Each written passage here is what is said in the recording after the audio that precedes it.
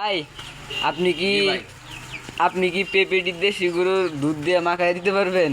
জি ভাই, মাখিয়ে দিতে পারবো। ওই পাকা পেঁপে দিয়ে আর দেশি গাভীর দুধ দিয়ে মাখিয়ে দিব, অনেক স্বাদ হবে। ও আচ্ছা, তাহলে স্বাদ হবে? জি ভাই, স্বাদ হবে, অনেক স্বাদ হবে। আমি যাকে মাখিয়ে দিয়েছি সে খেয়ে ভালো হয়েছে। ও, দেশি গাইয়ের দুধ দিয়ে পেঁপেটা মাখায় দিবেন, কিরকম স্বাদ হবে?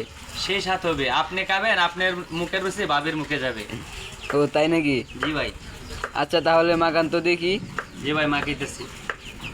2 মিনিট সময় দেন, 2 মিনিটের ভিতরে আপনার মাখানো শেষ করে দেব।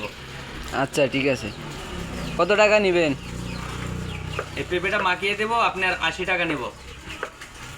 ও আচ্ছা ঠিক আছে, মাখান।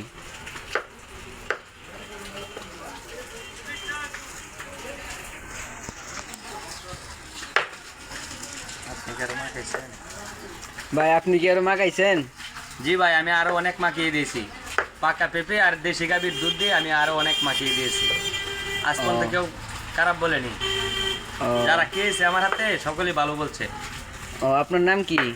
আমার নাম মোহাম্মদ তাইজুদ্দ আলী। নামটা কি? ও কেটে দাও। বাইরে দিছি একটা পেঁপে, আরে গাভীর দুধ দিছি।